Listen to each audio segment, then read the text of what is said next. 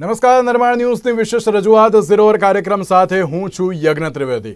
દર્શક મિત્રો, આજે ઝીરો અવર કાર્યક્રમમાં આપણે ચર્ચા કરવા જઈ રહ્યા છીએ. છેલ્લા ઘણા સમયથી ક્યાંક ચર્ચા ચાલતી હતી કે અવિશ્વાસ પ્રસ્તાવ જે લાવવામાં આવે અને ત્યારબાદ વડાપ્રધાન નરેન્દ્ર મોદી મણિપુર મુદ્દે જવાબ આપે.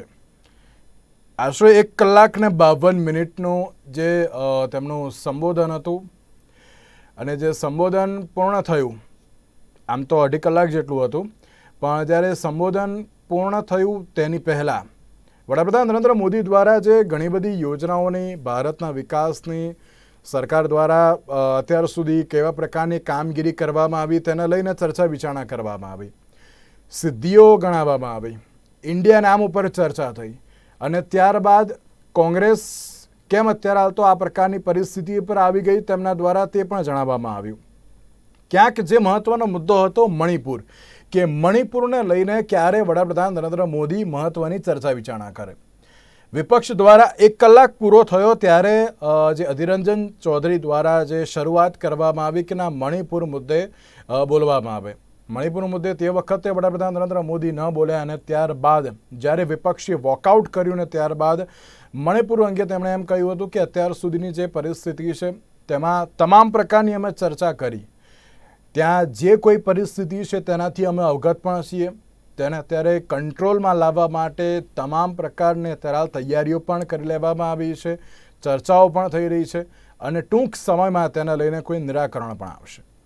હવે બાબત અત્યારે તો એ જોવા મળતી હોય છે કે જો વિપક્ષે અવિશ્વાસ પ્રસ્તાવ લાવ્યો, પરંતુ આ વખતે પણ અવિશ્વાસ પ્રસ્તાવ એ લોકસભામાં રદ થયો છે.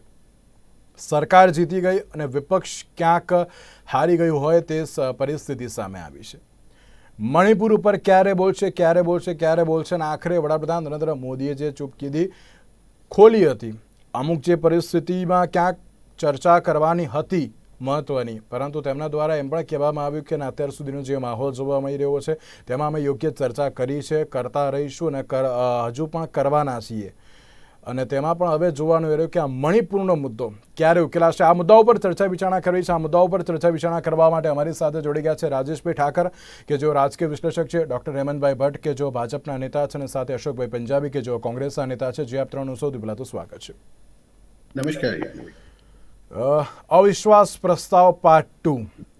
અશોકભાઈ, વિપક્ષ ઘણા સમયથી એક માંગ કરતું હતું કે ના આ અવિશ્વાસ પ્રસ્તાવ પર ક્યારે વડાપ્રધાન નરેન્દ્ર મોદી બોલે, મણિપુર ઉપર ક્યારે બોલે, અને આખરે વડાપ્રધાન નરેન્દ્ર મોદી મણિપુર ઉપર ક્યાંક બોલ્યા કે ના અત્યારે હાલ સુધીની જે પરિસ્થિતિ છે તેમાં પહેલાં પણ ગૃહમંત્રી અમિત શાહે જે ચર્ચા કરવા માટે તૈયાર હતા અને ક્યાંક વિપક્ષે અત્યારે તો સદન ખોરવ્યું અને માત્ર ને માત્ર જે વિરોધ અને જે પેમ્પલેટ લઈને અત્યારે તો આવ્યા હતા અને માત્ર ને માત્ર એમ કહેવાય કે આક્ષેપ પ્રત્યાક્ષેપ જ કર્યા.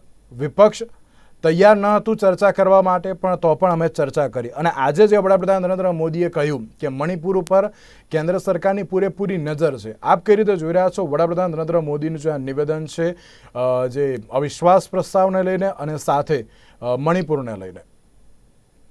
યજ્ઞભાઈ, મણિપુરની લાંબા ગાળાથી ચાલતી શોકજનક ને ચિંતાજનક હિંસાના કારણે અહીંયા સુધી તે યુરોપિયન સંસદે પણ આ મુદ્દા ઉપર ભારત સરકારનું ધ્યાન દોર્યું કે પર હિંસા ચાલી રહી છે અને આખા દુનિયાની અંદર, દેશ અને દુનિયાની અંદર આ એક બહુ મોટો ચર્ચાનો વિષય થઈ ગયો છે. મઈ મહિનાથી શરૂ થયેલી મઈ, જૂન, જુલાઈ ને ઓગસ્ટ, અત્યારે લગભગ 3.5 મહિના થયા છે. અત્યાર સુધી મણિપુરમાં હિંસા થમવાનું નામ લેતી નથી, રોકાવાનું નામ લેતી નથી. લગભગ 200 જેટલા માણસો ત્યાં મરી ગયા છે, હજારો ઘરો બળી ગયા છે, પોલીસ સ્ટેશનો ઉપર હુમલો થાય છે તો હજારો બુલેટ્સ ને સેંકડો રાઇફલો, AK-47, હેન્ડ ગ્રેનેડ એ બધા ત્યાંથી લઈ જવામાં આવે છે. મંત્રીઓના બંગલા ફાડી દેવામાં આવે છે, બાળી દેવામાં આવે છે. આ બધું છતાં પણ વડાપ્રધાન તરફથી કોઈ પણ જાતની ક્રિયા કે પ્રતિક્રિયા અપાતી નહોતી. તમામ પક્ષોએ વારંવાર રજૂઆતો કરી કે ભાઈ આમાં તમે કશું બોલો અને મણિપુરની હિંસાને રોકાવો.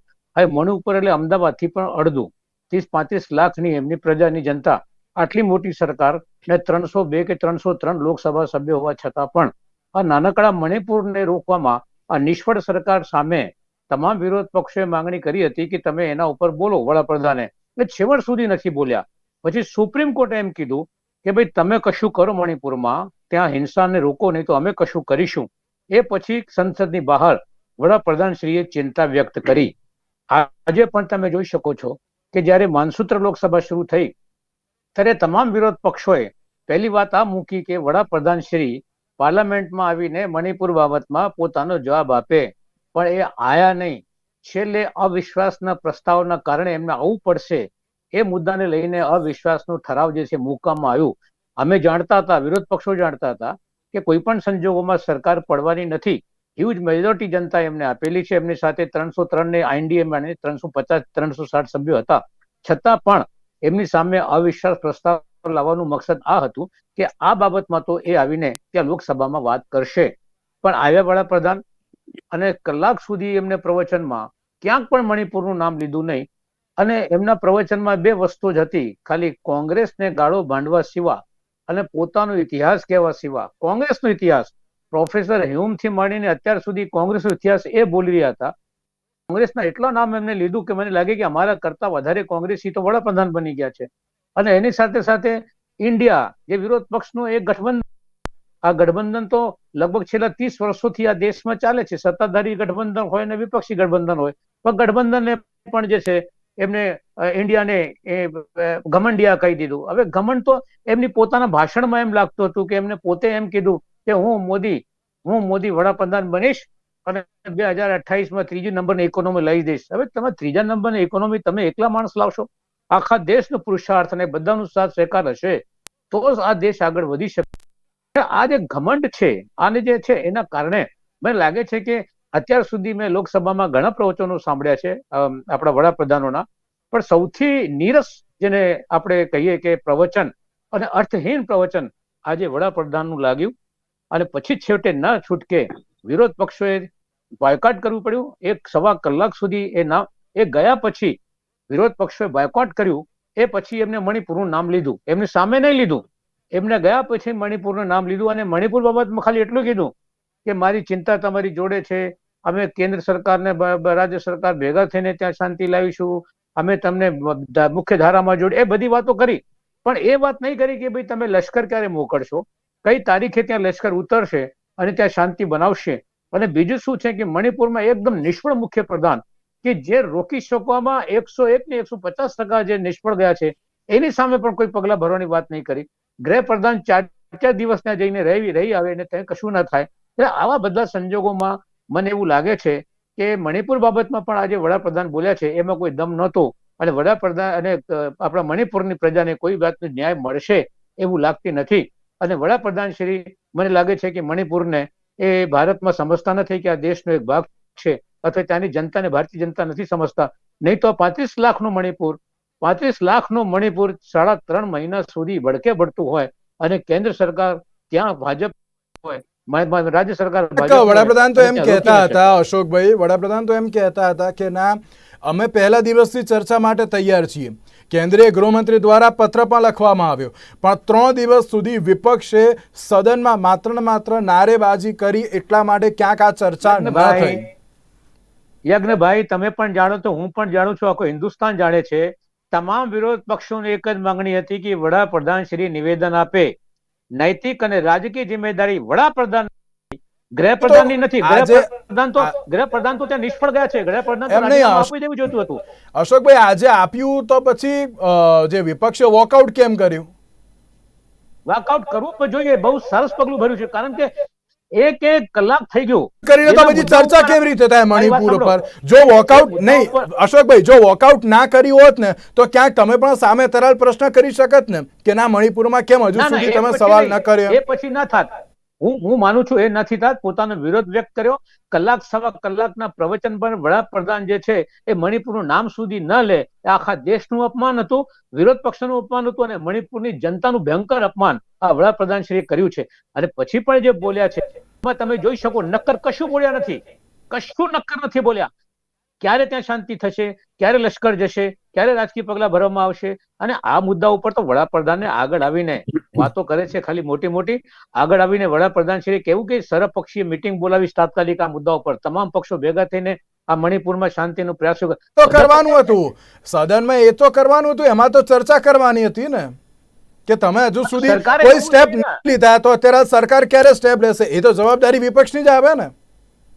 વિપક્ષની જવાબદારી ધ્યાન દોરવાની હતી, અવિશ્વાસનો પ્રસ્તાવ લાવી દીધું. આ એનાથી ધ્યાન બધું દોર્યું, હું ક્યાં ના પાડું છું, રાહુલ ધ્યાન ગાંધી, નથી સાંભળો દોર્યું એમ. સાંભળો, ત્યાં રાહુલ ગાંધીને વિરોધ પક્ષો ત્યાં મણિપુર જઈ આવ્યા, ત્યાં લોકોને મળી આવ્યા, અને ત્યાંનું લોકોને મળીને ત્યાંની વિવિધતા સાંભળીને સરકાર સુધી પહોંચાડી દીધી.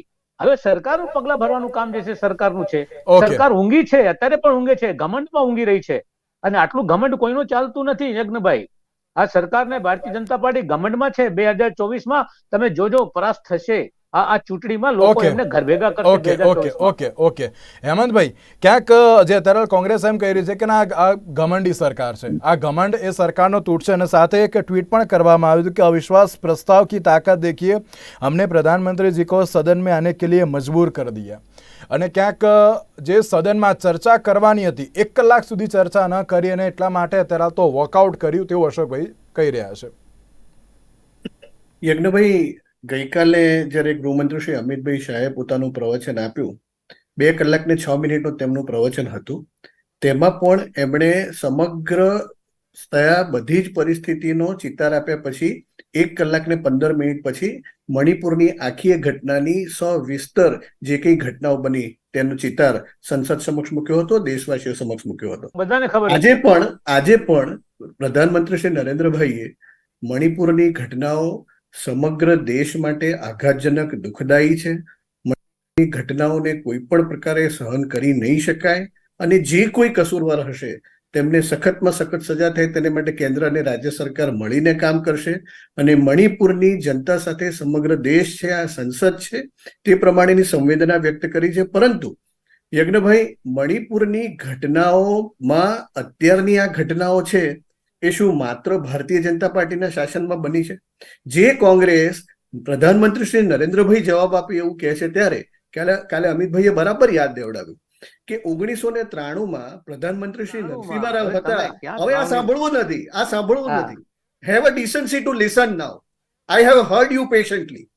નરસિંહ રાવજીની સરકાર હતી ત્યારે નાગા અને કુકી સંઘર્ષમાં 750 નિર્દોષ લોકોના મૃત્યુ થયા. સંસદમાં એક પણ શબ્દ તે વખતના કોંગ્રેસના વડાપ્રધાન નરસિંહ રાવ નથી બોલતા. અને કોણ જવાબ આપે છે? એ વખતના minister of state four home Rajesh pilot. Manmohan સિંહની સરકાર યુપીએની હતી ત્યારે મણિપુરમાં 4 વર્ષ સુધી 2009 થી 2013-14ના ગાળા સુધી કેટલીય વખત 30 દિવસનો અને સૌથી વધારે 139 દિવસનો રોડ બ્લોકેડ મણિપુરના રાજ્યમાં રહ્યો. અને તે વખતે પણ મૈતી અને કુકી સંપ્રદાય સમાજની વચ્ચેનો સંઘર્ષ હતો. એ વખતે મનમોહનસિંહજી 126 દિવસ સુધી મણિપુરની ઘટના વિશે મગનું નામ મરી નથી પાડતા, પરંતુ એ કોંગ્રેસને નથી દેખાતું. ને યજ્ઞભાઈ, આપણે એ બાબત પણ સમજવી પડે કે આજે મૈતી અને કુકી સમાજની વચ્ચે જે વૈમનસ્યની શરૂઆત છે એ 1951માં પંડિત નહેરુની કોંગ્રેસ સરકારે મૈતી સમુદાયને એસટી લિસ્ટમાંથી બહાર મૂક્યા પછી શરૂ થયેલું આ વૈમનસ્ય છે. આ સમસ્યાના મૂળ બીજ એ કોંગ્રેસના ઉભા કરેલા છે. એ પણ દેશની જનતાએ આપના માધ્યમથી જાણવું જોઈએ. હેમંતભાઈ, મૂળ બીજ જો કોંગ્રેસ અત્યારે તો ચલો તમે અત્યારે એમ કહી રહ્યા છો કે ના, ચલો સ્થાપ્યા છે, પણ અત્યારે જવાબદારી તો કેન્દ્ર સરકારની આવે છે ને, કે જવાબદારી રાજ્ય સરકારની પણ આવે છે કે ત્યાં અત્યારે શાંતિ સ્થપાઈ જાય ને. યજ્ઞભાઈ, કેન્દ્ર સરકારે શું પ્રયત્ન કર્યા છે તેનો અમિતભાઈએ કહ્યું, એનું પુનરુચ્ચાર કરું. 3જી મે ત્યાં હિંસા થાય, 4થી મે ત્યાં સેક્રેટરી બદલાઈ જાય, ત્યાંના ડીજીપી બદલાઈ જાય, ત્યાં કેન્દ્ર સરકાર તરફથી સુરક્ષા સલાહકાર મુકાઈ જાય, 4મી મેની સાંજ સુધીમાં 36,000નું પેરામિલિટરી ફોર્સ અને આર્મી પોસ્ટ પર ત્યાં મુકાઈ જાય. કેન્દ્ર સરકાર તરફથી ગૃહમંત્રી શ્રી 3 રાત 3 દિવસ સુધી મણિપુરમાં રહે. નિત્યાનંદજી ગૃહ રાજ્યમંત્રી 23 દિવસ સુધી મણિપુરમાં રહે. એની સામે એની કમ્પેરિઝનમાં કોંગ્રેસના શાસનમાં મણિપુરમાં શાંતિ સ્થાપવા માટે મંત્રીની વાત જવા દો, ગૃહમંત્રી પણ ત્યાં ગયા છે, ઓન રેકોર્ડ નથી ગયા. જે બાબતમાં તમારા હાથ કાળા કર્મોથી કુકર્મોથી રંગાયેલા છે તે બાબત તમે ભાજપની પ્રત્યે અંગુલી નિર્દેશ કરો ત્યારે તમે પહેલા શું કર્યું છે એ તમારે ધ્યાનમાં રાખવું જોઈએ. હેમંતભાઈ, હું આપને રોકવા માંગુ છું. રાજેશભાઈ, ગઈકાલની વાત કરીએ, ગઈકાલે પણ કેન્દ્રીય ગૃહમંત્રી અમિત શાહે 2 કલાકનું જે સંબોધન કર્યું હતું મણિપુર વિશે ચર્ચા પણ તેમણે કરી હતી, શું સિચ્યુએશન છે તે પણ સમજાવી હતી, કેન્દ્ર સરકારે શું પગલાં લીધા છે તે પણ કહ્યું. અને આજની વાત કરીએ તો વડાપ્રધાન નરેન્દ્ર મોદીનું 2 કલાક ને 12 મિનિટનું ભાષણ, જેમાં 1 કલાક ને 52 મિનિટ ઉપર મણિપુર ઉપર ચર્ચા શરૂ થઈ. અને ક્યાંક ચર્ચા શરૂ તો થઈ ગઈ, પણ એ વખતે એવું હતું કે તેની પહેલાં વિપક્ષે વોકઆઉટ કરી લીધું હતું. અને અત્યારે સવાલ પણ એ થતો હોય છે કે આ અવિશ્વાસ પ્રસ્તાવ પાર્ટ ટુ એટલા માટે કારણ કે ક્યાંક ચર્ચાઓ થતી હતી, પરંતુ ક્યાંક ચર્ચા ઉપર નિર્ણય આવતો ન હતો. આજે વડાપ્રધાન નરેન્દ્ર મોદી બોલાવ્યા કે ના, અત્યારે તો આવો જવાબ આપો, વડાપ્રધાન પણ આવ્યા, પણ તેની સામે વિપક્ષે વોકઆઉટ કર્યું. તેને આપ કઈ રીતે જુઓ છો? તો જો અવિશ્વાસ પ્રસ્તાવ છે ને એ લગભગ તમામ સરકારોની સામે એ હથિયાર જે છે એ જે તે પાર્ટી વિપક્ષમાં હોય. ઇન્દિરા ગાંધીની સામે 16 વખત અવિશ્વાસ પ્રસ્તાવ આવ્યો હતો. એવી રીતે તમે ઘટનાઓને જુઓ તો લગભગ 42-43 અવિશ્વાસ પ્રસ્તાવ જે છે એ ભારતીય સંસદીય ઇતિહાસની અંદર થયા છે. ને એમાં 3 સરકારો જે છે અવિશ્વાસ પ્રસ્તાવના કારણે પડી પણ છે. ચંદ્રશેખરની હોય, નરસિંહ રાવની હોય કે વાજપેયીજીની હોય. દરેક વખતે અવિશ્વાસ પ્રસ્તાવ આવે એ હારજીતના પારખા કરવા માટે આવે એવું નથી હોતું, અને સરકાર પડે એના માટે આવે એ પણ નથી હોતું. કોઈ એક વિશેષ મુદ્દો હોય એ મુદ્દાને ચર્ચા માટે, એટલે જ વડાપ્રધાને 2018 યાદ કરાવ્યું. 2019માં ચૂંટણી આવતી હતી, 2018માં અવિશ્વાસ દરખાસ્ત પસાર કરવામાં આવી. કારણ કે જ્યારે ચૂંટણીનું વર્ષ હોય ત્યારે સ્વાભાવિક જ છે કે વિપક્ષ જે છે એ સરકારને ઘેરવા માટે દેશના કોઈ પણ ખૂણાની અંદર, ક્યાં તો આર્થિક વ્યવસ્થાઓ કે રોજગાર કોઈ પણ મુદ્દાને લઈ અને અવિશ્વાસ પ્રસ્તાવ લઈને આવે, જેના કારણે સંસદની અંદર ચર્ચા થાય. મૂળ વસ્તુ એ છે કે જે વિષયને લઈને આ અવિશ્વાસ દરખાસ્ત આવી અને એના વિષયને લઈને પક્ષ અને વિપક્ષની વચ્ચે તર્ક વિતર્ક થયા, વિતંડાવાદ થયો, ચર્ચાઓ થઈ, કેટલાક સકારાત્મક સૂચનો થયા, કેટલાક સકારાત્મક સવાલોના જવાબો જે છે એ પણ સકારાત્મક અપાયા. પણ મૂળ મુદ્દો એ છે કે આ બધી જ એક્સરસાઇઝ પછી શું મણિપુરમાં શાંતિ થઈ કે નથી થઈ? દરેક વિપક્ષ છે એની પણ જે ધ્યેય છે એ છે કે ભાઈ નોર્થ ઇસ્ટની અંદર શાંતિ થાય, એટલા માટે કે મણિપુર છે એ સંવેદનશીલ રીતે પણ સરહદી એક એવું રાજ્ય છે કે જેના કારણે એની અસરો જે છે એ આ કુકી સમુદાય, મૈતી સમુદાય છે માત્ર મણિપુરમાં છે એવું નથી. એ લોકો મિઝોરમમાં જઈને વસ્યા છે, નાગાલેન્ડમાં જઈને વસ્યા છે ને બધે. અને આપણે જાણીએ છીએ કે સરહદ છે એ આપણી કેટલી સંવેદનશીલ સરહદ છે, અને ચાઇના જે છે એ એમની ડોળો જે છે એ કેવી રીતે અને ક્યાં પોતે ઇન્વોલ્વ થઈ શકે અને ભારત જે છે એ ડિસ્ટર્બ થાય એના માટેના પ્રયત્નો કરતા હોય. ત્યારે આ અશાંતિ થાય, એમાં 2 સમુદાયની વચ્ચેનો એક વિવાદ હોય, એક રિઝર્વેશનને લઈને ઉભો થયો હોય, પણ એની અંદર આજે ત્રીજી શક્તિ છે એ કોઈક ને કોઈક રીતે એના એલિમેન્ટ્સને ઘુસાડી દે. આજે થઈ રહ્યું છે કે AK-47 લઈને લોકો આસામ રાઇફલ્સની સામે અને પોલીસની સામે આવી જતા હોય, હેન્ડ ગ્રેનેડ લઈ જતા હોય, પોલીસ સ્ટેશનો ચોરી જતા હોય. તો હું નથી સમજતો કે આ સામાન્ય નાગરિકોનું કામ. આની અંદર કેટલાક એલિમેન્ટ્સ એવા ભળી જતા હોય કે જે સ્પેશિયલ એજન્ડા લઈ અને કામ કરતા હોય, કે જે ભારતની એકતા અને અખંડિતતાને પણ ખંડિત કરવા માટેની કોશિશ કરતા હોય આ ઇસ્યુને લઈને. એટલે એ વખતે આ મુદ્દો રાજકીય નહીં પણ રાષ્ટ્રીય બની જતો. અને જ્યારે રાષ્ટ્રીય બની જતો હોય ત્યારે વિપક્ષની કન્સેન્ટ એવી હોય કે ભાઈ તમે અમને સાથે રાખો. એક વિપક્ષી દળ લઈ અને મણિપુરમાં જાઓ, ત્યાં આગળ જઈ અને સાચી સ્થિતિ શું છે એનું આકલન કરો, અને એના પછીના જે એક્શન શું લેવાઈ રહ્યા છે એનાથી અમને અવગત કરો, જેનાથી અમને એના ઉપર ભરોસો પડે.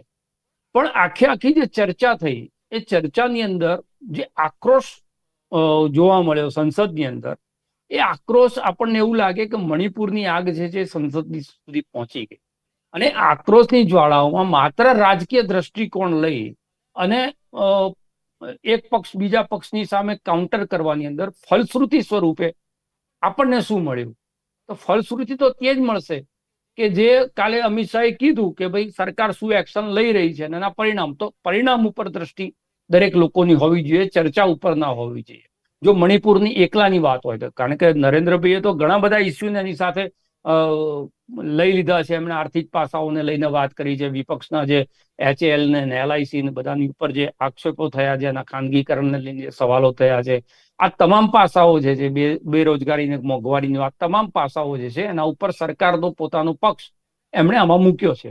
અને એમણે કદાચ, મને એવું લાગે છે કે મણિપુર વિશે વધારે એટલા માટે વિશેષ બોલવાનું યોગ્ય ના ગણ્યું કે આગલા દિવસે લગભગ એના પેદા થવાના કારણો, સમસ્યા પછીના સરકારનું જે વલણ છે, એ બધું અમિતભાઈએ બહુ જ વિસ્તૃત રૂપે ત્યાં આગળ કહી દીધું હતું. એટલે એકની એક વસ્તુ કદાચ રિપીટ થાય એના કારણે એમણે એ વસ્તુ નહીં કીધું. અને વિપક્ષે જે છે એના ફોર્સ કર્યો કે ભાઈ તમે મણિપુર ઉપર બોલો. તો મણિપુર ઉપર બોલે અંત સુધીમાં, ત્યાં સુધી હું સમજુ છું કે વિપક્ષે સદનની અંદર રાહ જોવી જોઈએ. કારણ કે ત્યાંથી કોઈક બોલાશે, કાં તો અંત સુધી નથી બોલાતું, એના પછી જે છે છેલ્લી થોડાક સમય બાકી છે, એ વખતે તમે અધ્યક્ષના માધ્યમથી કે કોઈ પણ રીતે ત્યાં આગળ સદનની અંદર હો તો એ વાત તમે ત્યાં આગળ કરી શકત. પણ જે અવિશ્વાસ પ્રસ્તાવ તમે લાયા હતા કે જેમાં તમે વોટિંગ થાય એ રીતે ચર્ચા કરવા માટે પણ એક આગ્રહ કરી રહ્યા હતા, ત્યારે ચર્ચાના અંતમાં વડાપ્રધાન છેક સુધી શું બોલે છે, મણિપુર ઉપર બોલે છે, કેટલું બોલે છે, સાચું કેટલું, ખોટું કેટલું, એની વિગતો કેટલી, એ ત્યાં બેઠા પછી એને જો કાઉન્ટર કરવા સુધીનો રાહ જોયો તો હું એવું સમજુ છું કે આજે આખી ચર્ચા છે ક્યાંક સાર્થક હોત.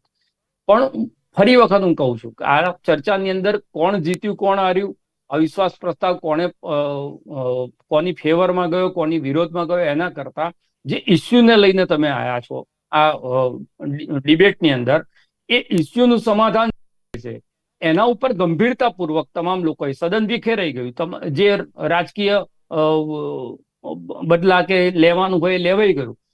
હવે પણ જો વિપક્ષ ગંભીર હોય ને સત્તા પક્ષ બી ગંભીર હોય તો સદનની બહાર બેસી અને વિપક્ષના નેતાએ પણ એક પોતાનો જે છે એ ઇનિશિયેટિવ લેવો જોઈએ.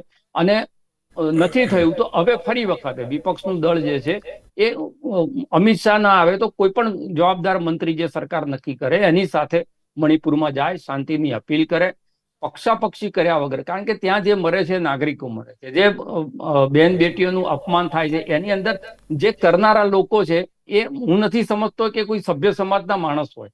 હું નથી સમજતો એ ભારતીયતાનો એક અંશથી પણ એ લોકોની અંદર હોય. આ જે કૃત્ય કરી રહ્યા છે બિલકુલ પિશાચી કૃત્ય છે.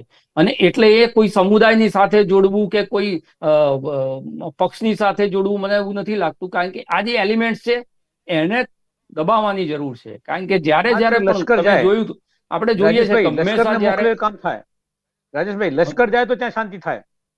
ના બિલકુલ લોકલ આર્મી સિલેક્ટેડ એરિયાઝમાં છે જ અશોકભાઈ. સિલેક્ટેડ એરિયામાં આર્મી છે, CRPF પણ છે. અશોકભાઈ, CRPF પણ છે, આર્મી પણ કેટલાક સિલેક્ટેડ એરિયા જે છે. રાજેશભાઈ, લશ્કર આર્મી ઉપર ભરોસો છે પ્રજાને, ત્યાં CRP હોય કે પછી એ હોય, કોઈના ઉપર પ્રજાને ભરોસો નથી. અસમ રાઇફલ્સ ઉપર ભરોસો નથી, પોલીસ ઉપર ભરોસો નથી, કે આર્મી કેમ નથી મોકલતા? મને એ સમજાતું નથી. એક દિવસમાં શાંતિ થઈ જાય. ઇન્સિડન્સીસમાં ઘટાડો થઈ રહ્યો છે મણિપુરમાં. અત્યાર સુધીનો ઇતિહાસ એવો રહ્યો છે કે અશાંતિ એક વખત ચાલુ રહે, ઇતિહાસની વાત જવા દો. અશોકભાઈ થતા તમે લશ્કર મહિનાનો સમય અશોકભાઈ વધુ એક વાત, એક જ મિનિટ. હું એવું સમજુ છું કે દરેક જે તોફાનો છે એ માત્ર બંદૂકના નાળચે કાં તો લશ્કર કે પોલીસની એડી નીચે કચડાઈ જાય એની સાથે હું બહુ સંમત એટલા માટે નથી હોતો કે જ્યાં સુધી સમાજની અંદર વિશ્વાસનું વાતાવરણ તમે પેદા નથી કરતા, સમાજમાં ઘૂસી ગયેલા તત્વોને એ લોકોમાંથી જુદા નથી પાડતા, એ લોકોને ઓળખી નથી બતાવતા કે જુઓ તમારું જે નુકસાન કરી રહ્યા છે એ આ લોકો છે, ત્યાં સુધી હું સમજુ છું કે શાંતિ જે છે બિલકુલ અત્યારે કોરી થાય, થોડોક ટાઈમ માટે થઈ જાય. સવાલ એ છે ને કે જ્યારે ત્યાં જે પણ શરતો કોઈ અને મૈત્રી સમાજ યજ્ઞ અડધી મિનિટ કાલે અમિતભાઈ એ જ કહ્યું કે મૈત્રી સમાજ અને કુકી સમાજને સદન વતી એમણે અપીલ કરી કે બંને સમાજ સાથે આવો, અહીંયા કેન્દ્ર સરકાર સાથે બેસો, આપણે વાટાઘાટો કરીએ, તમે એકબીજા સાથે ચર્ચા ના કરો એવું ન કરો, સાથે અમારી સાથે બેસો અને આપણે આ સમસ્યાનો ઉકેલ કાઢીએ. અને અમિતભાઈએ જયારે વાત કરી ત્યારે એમણે કહ્યું કે આખું એ સદન તમારી સાથે છે, કેન્દ્ર સરકાર એટલે અને સર્વપક્ષીય એક બેઠક થઈ છે મણિપુર માટે. અશોકભાઈ તમને ખ્યાલ ના તો કહું, સર્વપક્ષીય એક બેઠક થઈ છે મણિપુર માટે, તમારા ધ્યાનમાં નહીં. પણ એમાં સર્વપક્ષીય વિપક્ષે બેઠક એવો થઈ આગ્રહ છે. રાખ્યો, નથી એમાં થઈ, નથી વિપક્ષે એવો આગ્રહ રાખ્યો કે અમિતભાઈએ બોલાયા છે તો અમારા નેતાઓ નહીં જાય, એટલે બીજી ત્રીજી રાજેશભાઈ, હું તમને કેડરના લોકોને મોકલી વાસ્તવિકતા દીધા. કહું, રાજેશભાઈ, વાસ્તવિકતા કહું, નથી થઈ. 2 દિવસ પછી તમે મને થઈ કહેજો મણિપુરની ઘટનાને વિપક્ષ કેટલું યાદ કરે છે. ભાઈ, દિવસ અશોકભાઈ વધુ એક સવાલ કે ક્યાંક વડાપ્રધાન નરેન્દ્ર વિપક્ષની મોદીએ મીટિંગ પણ થઈ છે અશોકભાઈ, જે પણ વિપક્ષે એવું સ્ટેન્ડ લીધું હતું કે એમાં નરેન્દ્રભાઈએ બોલાવી નથી, અમિતભાઈએ બોલાવી છે, એટલે એમના બીજી ત્રીજી હરોળના નેતાઓને મોકલ્યા હતા. એ જ સર્વપક્ષીય કહું છું, બેઠક થઈ એ જ છે. કહું છું. અત્યારે પણ બોલાવી અશોકભાઈ શકાય. અશોકભાઈ એક જ અત્યારે મિનિટ પક્ષોની meeting બોલાવી શકાય. અશોકભાઈ એક સવાલનો ખાલી જવાબ આપો.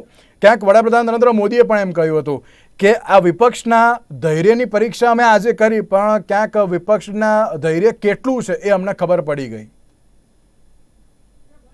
શું ખબર પડી ગઈ? અત્યારે તો ધૈર્ય કેટલું, ધીરજ કેટલી છે તે ખબર પડી ગઈ, તેમણે એમ કહ્યું. નહીં તો આ ખબર પડી ગઈ એટલે શું છે? આ તમે પોતાની મનમાની કરો, તમે વિરોધ પક્ષોની અવાજ ના સાંભળો, જનતાની અવાજ ના સાંભળો, પોતાને ઈચ્છા પ્રમાણે ચાલો, તો વિરોધ તો આ રીતે પણ કરવું પડે ને. વડાપ્રધાન મણિપુર પર ચર્ચા કરવા માટે આવ્યા હતા, પણ ત્યાં એની પહેલા જ તમે issue વોકઆઉટ કરી મણિપુર દીધું. છે કે મોદી છે એ પૂછો. ના, મૂળ વસ્તુ એ છે, વિપક્ષને મણિપુર બાબતમાં મામલે અથવા એના પછી પણ મુદ્દે શું કોઈ બોલ્યા શું? ગંભીરતા હતી. ભાઈ, હું એમ આ કહું એક જ છું, બાબત, જો ડોક્ટર તમે સાહેબ, વોકઆઉટ એક કરી મિનિટ, જાઓ એક મિનિટ, અને રાજેશભાઈ એક કહે છે મિનિટ, એમ, પણ પછી વડાપ્રધાન પણ છેક સુધી પણ બોલે, ચલો, ત્યાં સુધી માની લો તમારે રાહ વિરોધ નથી પક્ષે જોવી. બાયકાટ કર્યું. અશોકભાઈ, માની લો વિરોધ પક્ષે અશોકભાઈ. બાયકાટ કર્યું, તો પણ છતાં બોલ્યા શું? વડાપ્રધાન શું કીધું મણિપુર બાબતમાં? એમ નહીં, જો તમે મણિપુર ત્યાં હો તો બાબતમાં તમે શું સવાલ કીધું? કરી શકો કશું ને. નથી કીધું મણિપુર બાબતમાં. એમ નહીં, હું એમ જ શું કહું કીધું છું, મને જો કહો. વિપક્ષ ત્યાં હોત તો પછી ચર્ચા કરે, સવાલ કરે ને. રાજેશભાઈ એ જ બાબત તો કહી, જો તમે ત્યાં સુધી હોત, જો મણિપુર ઉપર વડાપ્રધાન કઈ જ ના બોલ્યા હોત તો તમે સવાલ કરી શકત ને, ભાઈ કેમ નથી બોલ્યા હજુ સુધી. યજ્ઞભાઈ, એના માટે આ મણિપુરની વિશ્વાસનો પ્રસ્તાવ ઘટનાનો છે. રાજકીય શસ્ત્ર આખી તરીકે ચર્ચા માત્ર જે છે ઉપયોગ જ કર્યો લોકસભામાં, વિરોધ પક્ષો. રાજ્યસભામાં બીજું કશું આખી ના ચર્ચા કર્યું. જે છે મણિપુર અને પર થાય છે. વડાપ્રધાન બોલે પહેલા અને વોકઆઉટ સવા કરી સવા ગયા. કલાક અહીંયા ત્યાંની ભાષણો કરે, અહીંયા ત્યાં ભાષણ કરે વડાપ્રધાન શ્રી, અને ભાષણવીર તરીકે બોલતા જ રહે કલાક સવા કલાક સુધી, અને મણિપુરની વાત જ ન કરે તો શું થાય પછી? આમ કે છે વડાપ્રધાન બોલો, જેના અને માટે વડાપ્રધાન બોલે આ ત્યારે કહે છે કે પ્રસ્તાવ બોલ બોલ કરે છે. શું ઓકે સમજ? ઓકે ઓકે આ ઓકે બોલો, આ સીધી વાત છે ચલો, ને. ઓકે ઓકે તો શા માટે હેમંતભાઈ, પછી વિરોધ પક્ષે જી, જી, જી. વિરોધ કર્યું? ચલો, ઓકે અશોકભાઈ આપને રોકવા માંગુ છું. હેમંતભાઈ, રાજેશભાઈ અને અશોકભાઈ, આપ ત્રણ આભાર અમારી સાથે આ ચર્ચા વિચારણામાં જોડાવા માટે. તો દર્શક મિત્રો, એક બાજુ અવિશ્વાસ પ્રસ્તાવ પર ક્યાંક ચર્ચા વિચારણા કરવા માટે સત્તા પક્ષ અને વિપક્ષ તો આમને સામને હતું, પરંતુ ક્યાંક સરકાર તો આ વખતે પાસ થઈ ગઈ છે. પરંતુ મણિપુરની જે ઘટના છે, મણિપુરમાં અત્યારે તો જે તોફાનની જે પરિસ્થિતિ જોવા મળતી, તે બધું ક્યારે અત્યારે તો અટકશે, ક્યારે પરિસ્થિતિ નોર્મલ થશે, તે તો આવનારો સમય બતાવશે. અને કેન્દ્ર સરકાર તેને લઈને હવે કેવા પગલાં લેશે તે તો હવે જોવાનું છે. તેની સાથે આજના 0 નંબર સુધી આપશો. નમસ્કાર.